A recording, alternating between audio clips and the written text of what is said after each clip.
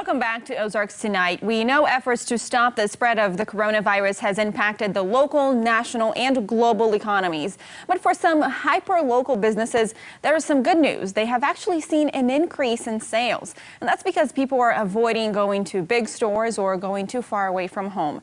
And these are convenience stores in rural communities. Caitlin McConnell, the author of Ozarks Alive, talked to the owners of a few of these stores. Caitlin, thanks for being with us tonight.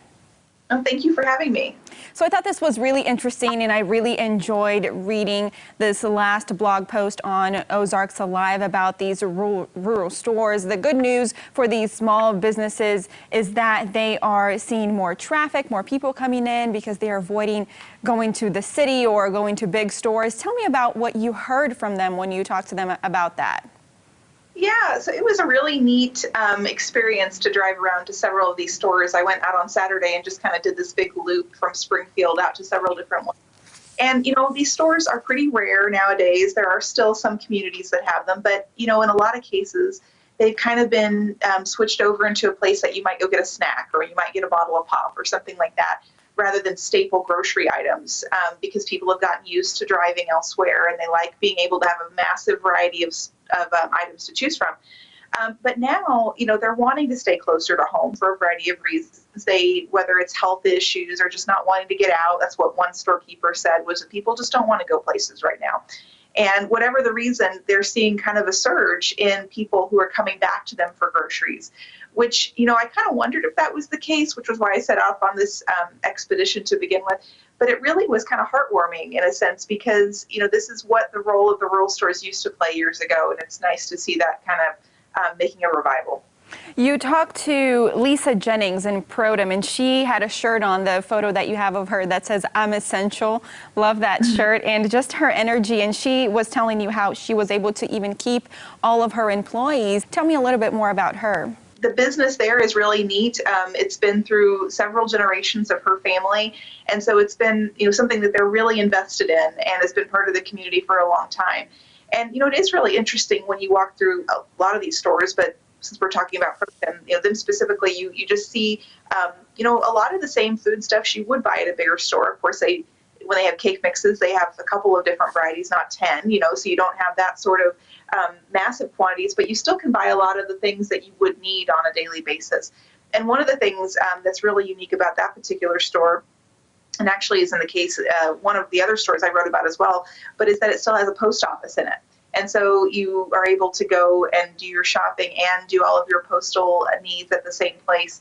And that used to be really common in the past. You'd have stores that had both a post office and the store in the same building. And they really went away from that years ago. And so it's pretty rare, but it is still alive in Pro-Tim and then also in Turner's, which was one of the other stores I wrote about.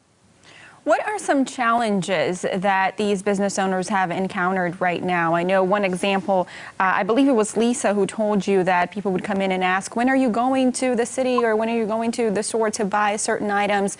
Was that a challenge maybe for them to even find those items people were looking for, or what other challenges have they encountered right now? I didn't get a sense that the requests were a challenge, because I think that that's something that they're kind of used to. When you are a rural storekeeper and people you get things from time to time, you're kind of used to taking those orders. But I think it's more the staple items, the items that we're kind of seeing shortages of overall. Toilet paper was definitely one everybody said was a challenge to find for a while.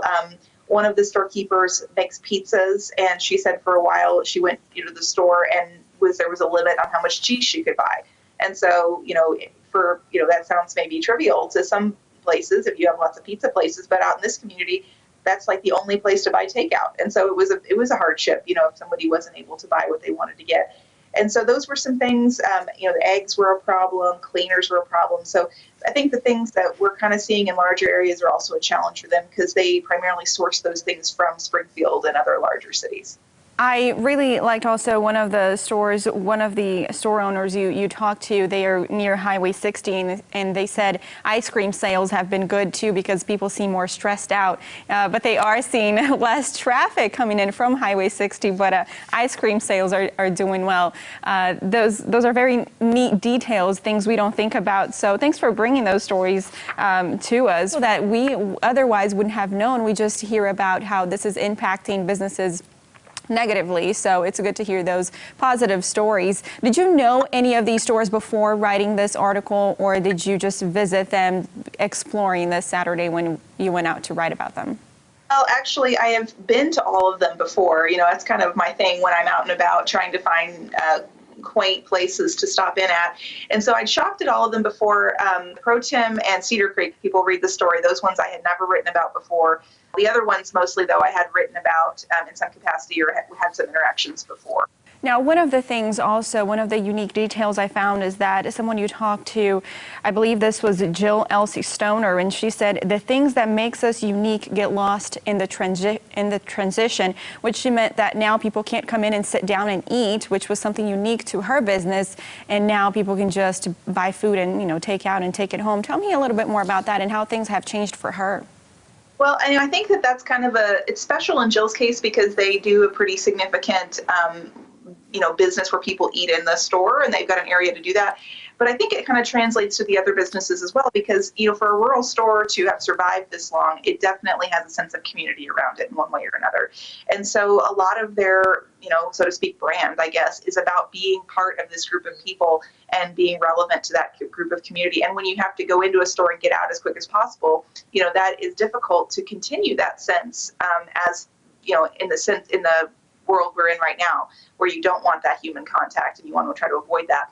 And so I think that, that puts a different spin on how the role of the rural store is. But I think that everybody hopes that once this does get back more to what we consider normal, that sense of community will come back, but then also a loyalty and a remembering that you could do more of your shopping at the local store and help those businesses out as well. And that both of those things will be kind of a result of this. Yeah, and that is one thing I also found very interesting, that they all told you that they hope this is something, as you mentioned, that human contact, that community, that loyalty is something that will carry over even when things do, quote unquote, go back to normal. Caitlin McConnell with Ozarks Alive, thank you so much for being with us tonight. Oh, thank you so much. And we will have the link to Caitlin's original post on our website, and that is ozarksfirst.com. We'll be right back with more right here on Ozarks Fox.